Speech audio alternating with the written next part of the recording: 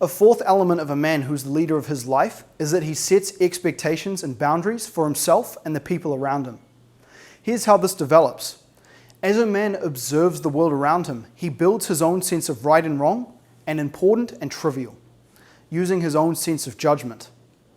With the knowledge, he then builds a vision for a good life, what he wants to see in his profession, his health and body, his relationship, and his friendships. And this vision and sense of right and wrong informs all the decisions he makes.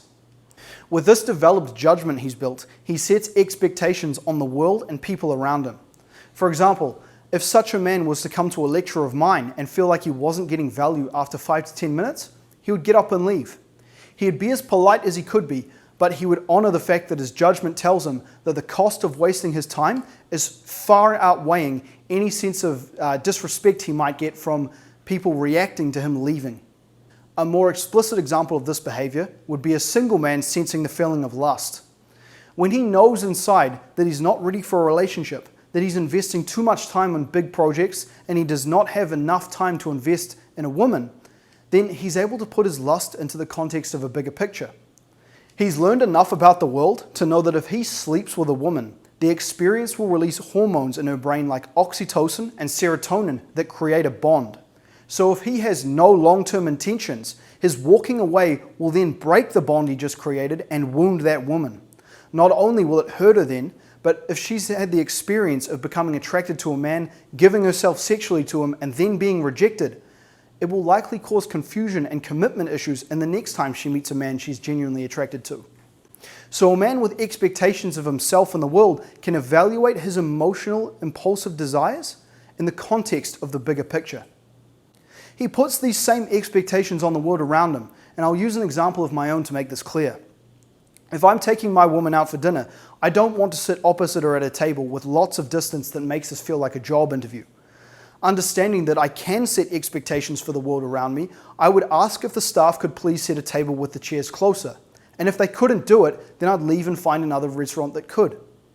It's not a matter of hoping that they could do it, but instead refusing to settle for anything less than what I want. Alongside expectations are boundaries, lines that we will not tolerate being crossed. A woman needs to see that you will enforce consequences because a boundary is only a boundary if you do something when it's crossed. And, like I've said before, women will check to see if their man is strong. So you can bet that at some point, your woman will deliberately cross a boundary of yours just to see how you'll react. So for example, let's say you've agreed that you're going to be cooking a dinner for the two of you and that she'll be doing the dishes. After the meal is over, she might deliberately not get up and start doing them just to see how you'll react. Are you going to enforce the agreement you set, or are you going to give in and then do them just to please her? Here's an example of correctly enforcing boundaries. You have an agreement with your girlfriend that neither of you will look at your phones while you're having deep conversations. One day, you notice that she's half listening to you while checking her messages. So you tell her, "I'm going to go and read. We agreed that we wouldn't check our phones while we talk." When she says sorry, you say, "I accept your apology and I'll come back when I'm done reading to talk again." The key point is that even though she apologized, you enforced an appropriate consequence rather than letting it slide. And a woman must see that you enforce your boundaries, because every time you don't, you lose another one of those respect tickets.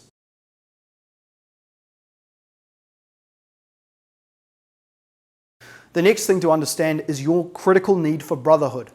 We men must cultivate strong friendships with other men. It's an absolute non-negotiable. The reason is that your woman needs to know you are her emotional rock. That means she can always rely upon you to be relaxed and never emotionally shaken.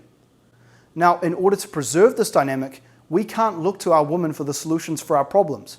We can be transparent about those problems. We don't need to hide them, but we can say the business isn't doing well, but we cannot look for them to soothe us or for guidance on what to do.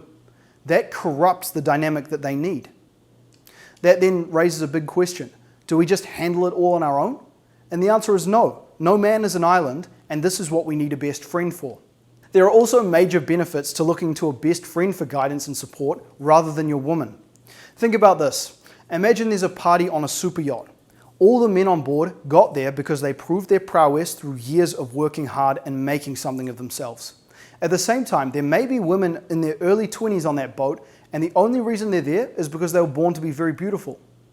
What I'm getting at is that it's ridiculous to look to our women for solutions to our problems because their life experience is nothing like ours. They aren't rewarded for the same things. And so it makes sense that we should get guidance from another man who shares our journey in life. Finally, time with other men offers us another valuable benefit.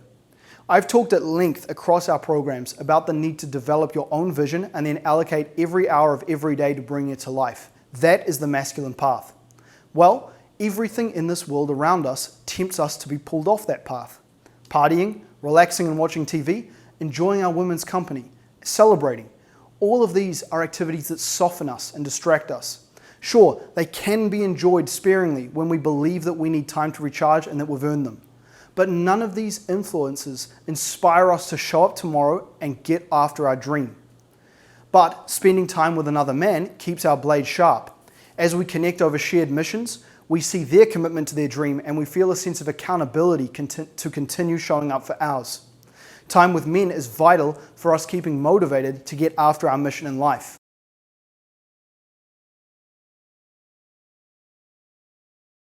The next area to think about in your quest to be the man your woman craves is your physical strength and protection.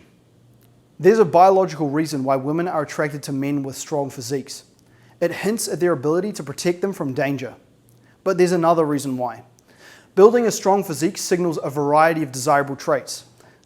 It shows dedication and perseverance because it takes showing up to train over and over again. It shows intellect because in order to maintain an excellent physique, you must know something about nutrition, health, and biomechanics. So every time you walk into a new room, a strong physique signals all of these desirable traits to everyone who sees you. And what they all feel is that if you've got this level of mastery in one area of your life, you almost certainly have it in others too. This makes you a better prospective mate and a business partner. But it does even more. Your strong body shows your woman that even after you've claimed her, you are not stopping your pursuit of personal excellence, which dramatically raises the amount of respect she has for you. In addition, she knows that every woman around you is aware of your outstanding physique and that you probably have some smiling at you from time to time while you're out and about. She knows that other women want you too, and it inspires her to be her best for you, to be the sweet, supportive woman who complements your life, and to keep in shape herself to show her worthiness.